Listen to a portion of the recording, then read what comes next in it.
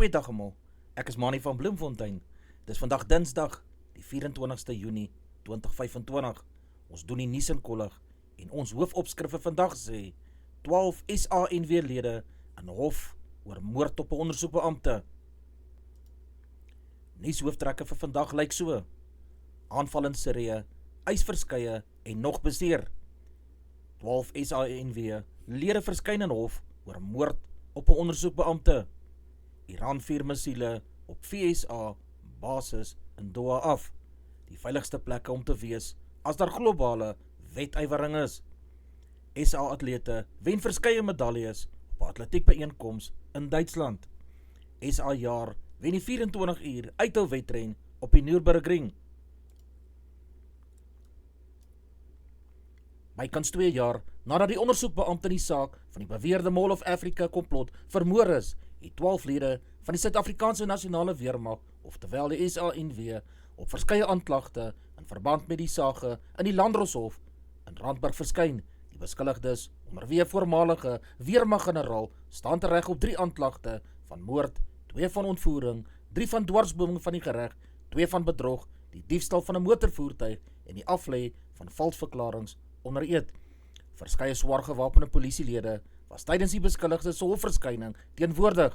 In gevolge bevel deur die Landdros mag die beskuldigdes se identiteit nie bekend gemaak word nie, omdat 'n uitkenningsparade nog gehou moet word.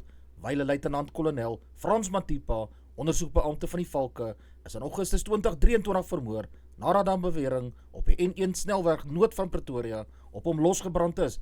Ten tye van sy dood het Matipa ondersoek ingestel na die beweerde ontvoering van Ethiopiërs Abdella Abdiga, vermeende selleier van die terreurgroep ISIS, en sy leiwag Jamal Abutese op 29 Desember 2022 by die Mall of Africa in Midrand. Die beskuldiges het nog nie aansoek gedoen om borgtog nie en bly in aanhouding. Die saak is tot 1 Julie uitgestel. Minstens 20 mense is dood en tientalle beseer in 'n selfmoordbomaanval Sondag in die Griekse Ortodokse Marias kerk in Damaskus in Sirië. Die selfmoordbomaanvaller was 'n lid van ISIS, sê die Syriese Ministerie van Binnelandse Sake. Hy het die kerk binne gegaan, op die kerkgangers losgebrand en sy bombaadjie laat ontplof, lei 'n verklaring van hierdie ministerie. 2 mans was by 'n aanval betrokke, insluitend die een wat die bom laat ontplof het. ISIS het sedert Assad se omverwerping reeds verskeie kere onsuksesvol probeer om kerke aan te val. Sirië se staatsnuusagentskap het die Ministerie van Gesondheid aangehaal wat sê minstens 52 mense is in hierdie ontploffing beseer. Maatreëls moet ingestel word om die veiligheid van Christene en alle geloofsgroepe te waarborg sodat hulle sonder vrees hulle lewens kan uitleef. Teen vroeg aan Suid-Afrikaanse tyd het die aanvalsirene in Qatar geloei en kort voor lang het die missiele deur die lug getrek. Die Al-Udeid basis was die enigste teiken van hierdie aanval, so die Amerikaanse amptenare gister bevestig. Die Iranse weermag het die aanval as vernietigend en kragdadig beskryf en gesê dit spruit regstreeks uit Amerika se lugaanval op Iran se ondergrondse Iran-verrykingsaanlegte oor hierdie naweek. Qatar se verdedigingsstelsels het na berig word verskeie missiele onderskep. Senior Withuis-amptenare het aan CNN gesê voorlopige evaluasies dui daarop dat die missiele nie hulle teikens getref het nie.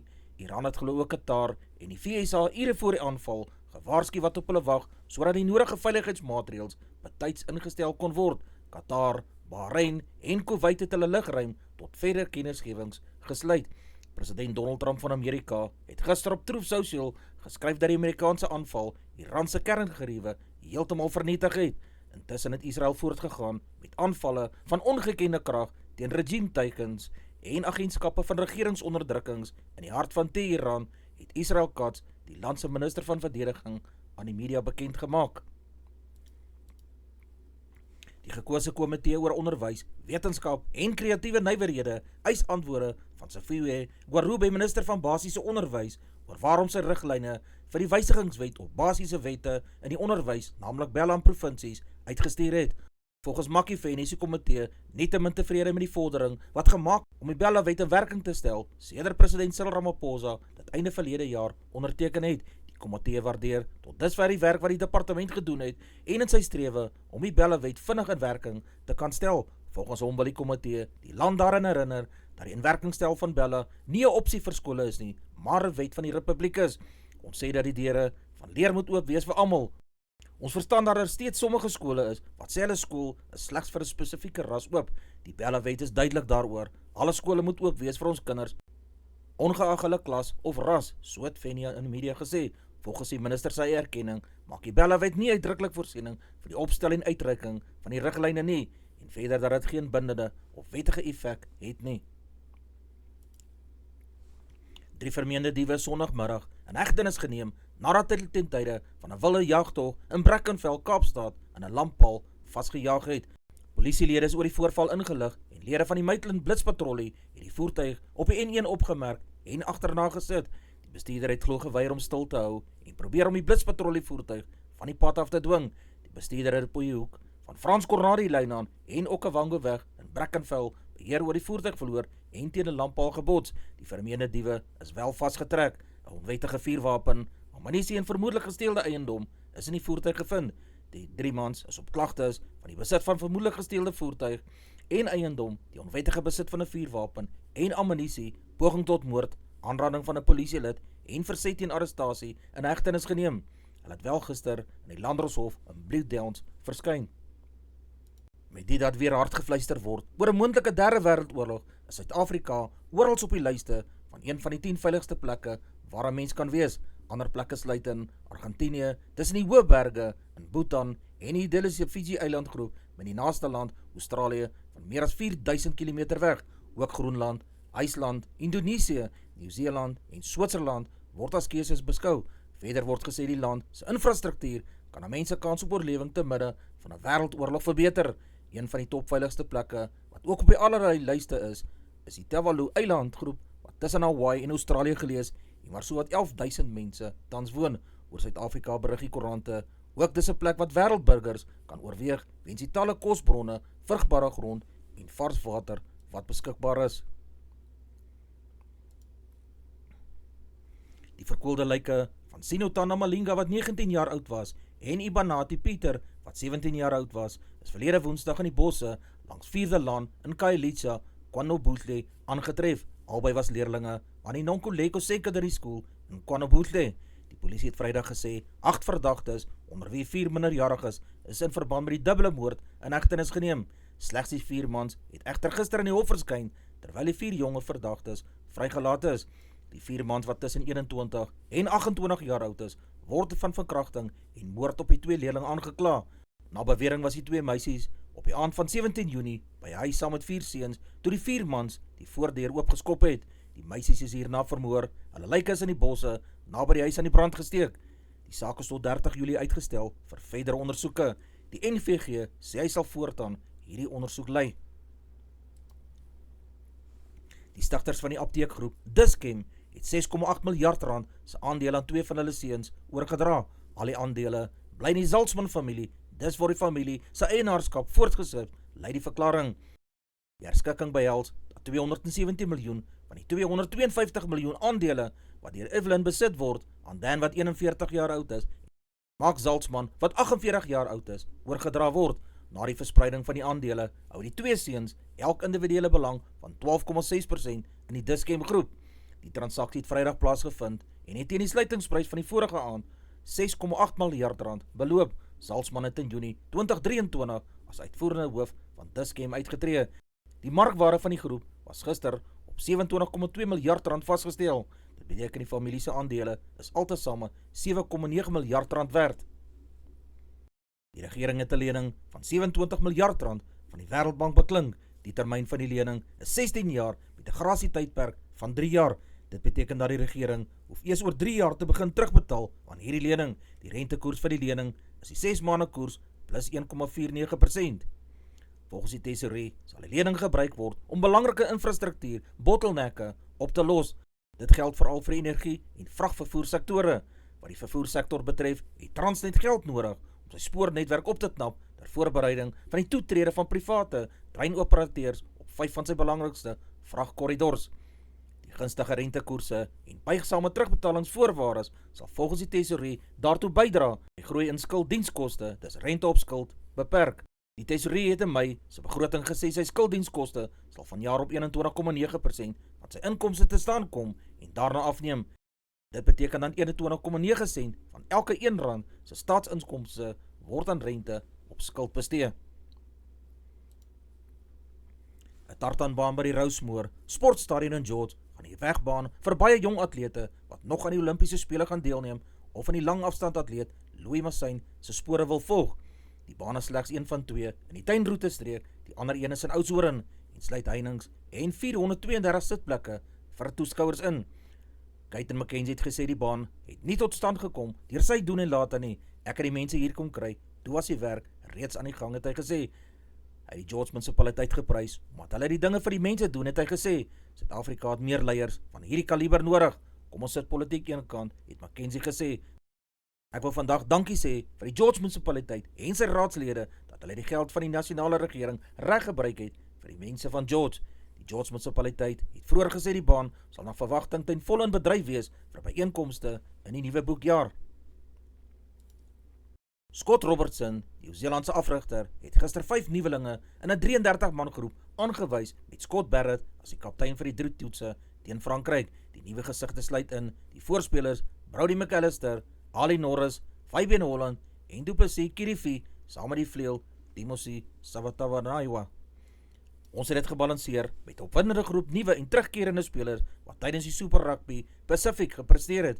Vir die nuwe 5 spelers is dit 'n besondere spesiale dag. Hierdie spelers het ons almal beïndruk met hulle talente en werksetiek en hulle het geleentheid verdien om deel te wees van hierdie All Black groep, het die afrigter gesê. 'n Hupsoort windlesing het Benjamin Richardson se sensasionele vertoning in die 200 meter van amptelike status beroof. Hy het die 100 meter in 10,06 sekondes beklink. Maar dit was sy haastige resies in die 200 meter in 19,79 sekondes wat vir opwinding verantwoordelik was. Dit was boonop dubbele glorie in die 100 meter waar Bradley Nkoana in 10,11 sekondes tweede was. Nkoana het ook die 200 meter se B-wedloop in 20,21 sekondes gewen. In die vroue se 400 meter hekkies het Zenay van der Walt uiteindelik haar ritme gevind met haar beste vertoning tot nou toe nog vanjaar. Sy het in 54,25 sekondes met net 'n 100ste van 'n sekonde agter die wenner, die nuwe byeenkoms rekordhouer Emma Zeplatova van Slowakye geëindig. Danielle Nolte het met net 4 cm plek op die podium misgeloop en die vroue is ververspring met haar beste sprong van 6,39 meter. Net so kom Precious Malopo ook net 7de eindig in die vroue se 400 meter B-wedloop in 53,92 sekondes. 5 Suid-Afrikaners het boonop medaljes gewen. Die roue BMW span by die Suid-Afrikaanse renjaar, Kelvin van der Linde, het Sondag in Duitsland die Nürburgring uithouwedren oor 24 uur gewen. Die rouspan het die oorwinning behaal nadat 'n tydstraf aan die Matthey Emma Porspan toegeken is, omdat hy vroeër 'n botsing veroorsaak het. By die wenstreep het die Matthey Emma sportspan 'n voorsprong van 22,19 sekondes gehad, maar weens die straf het die span na die tweede plek teruggesak en selfs 'n protes deur die span is later verwerp. Dis die tweede Nürburgring triomf vir die roue span, terwyl dit vir Marcelo en Kron hulle eerste oorwinning was. Verhouding is onherstelbaar as Jake White bly aan talle bulspelers 'n ander heenkome soek.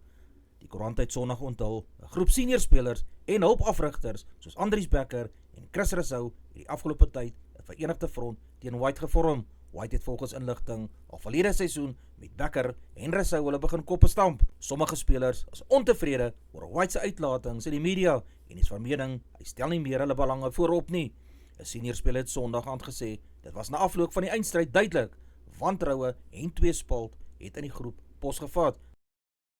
Die Suid-Afrikaanse Protea damespan, sowel as die Windies dames, was tot voor gister se T20 wedstryd gelyk aan die reeks van 3 met 1 wen vir elke span. Suid-Afrika is ingestuur om te gaan golf, waarop hulle aanvaarbare 147 lopies as 'n teiken vir dames in rooi gestel het. Mia Naismith het 59 lopies nie uit nie van 38 balle geslaan. Laura Wolfhard kon 28 lopies aanteken van 24 balle wat sy getrotseer het. Desmond Brits kon dit nie reg kry om weer 'n groot totaal op te stel nie. Sy het 20 lopies van 24 balle geslaan.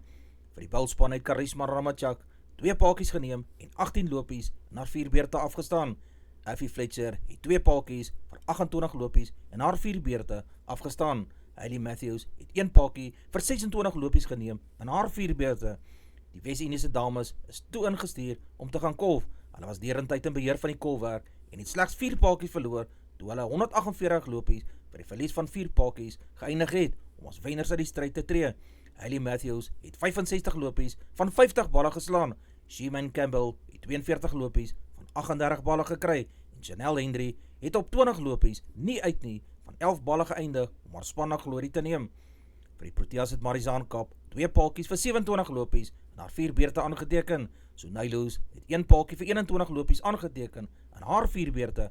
Ayabonga Kaka het 1 paaltjie vir 22 lopies en haar 2 beurte geneem. Hayley Matthews is wel verdiend as speler van hierdie wedstryd, sowel as speler van die reeks aangewys. Advertensie van Netwerk 24 teken in en kry verskeie tydskrifte en koerante. Advertensie van Bloemkeel for you. Jy kan vir Diana of Susan by 082-390-3339 kontak. Hulle sê jou voertuig se registrasie namens jou behartig. Ons Weerburg vir die streek lyk so: Messina 1327, Polokwane 922, Lepalale 1026, Mbombela 824, Mahikeng 922, Pretoria 822, Johannesburg 9 en 16, Ermelo 3 en 19, Richards Bay 1724, Pietermaritzburg 10 en 20, Durban 13 en 23, Port St Johns 1222, Bethlehem 2 en 17, Bloemfontein 3 en 19, Allewal Noord 3 en 18, Welkom 7 en 20, Vryburg 6 en 23, Kimberley 6 23, Appington 7 25, Prieska 6 23, Springbok 8 21, Karasburg 10 26, Keetmanshoop 11 26, Mariental 10 27, Alexanderbaai 10 en 16, Brandvlei 6 22, Loederitsbaai 10 23, Vredendal 10 23, Kaapstad 11 17, Sutherland 2 en 14, George 9 en 19, Jeffreys Bay 10 22, Cabarra 9 23, Graafreinet 6 en 19, Oos-London 9 23, De Aar 4 en 18, Molteno 2 en 12, Beaufort Wes 7 grade Celsius in die oggend, 21 grade Celsius in die middag. Ons markte vir die dag lyk so: die rand verhandel teen R17 en 87 sent teenoor die Amerikaanse dollar. Die Australiese dollar kos R11 en 55 sent. Die euro kos R20 en 69 sent. Die pond verhandel teen R24 en 17 sent. 'n yen kos 12 sent. Die prys van silwer is $36, 21 Amerikaanse sent per fyn ons. Die prys van goud is $3,371 per fyn ons. Die prys van Brent olie is $77, 1 Amerikaanse sent per vat. Ons gedagte vir die dag: glo jy kan iets doen, dan is jy al halfpad klaar. Vertrou in jouself, jy sal wen. Aangaan aan 'n Dinsdag. Dis al vir vandag. Onthou om te like, deel met jou vriende en jou vriendinne en onthou om te subscribe. 'n Aangename dag word vir almal toegewens.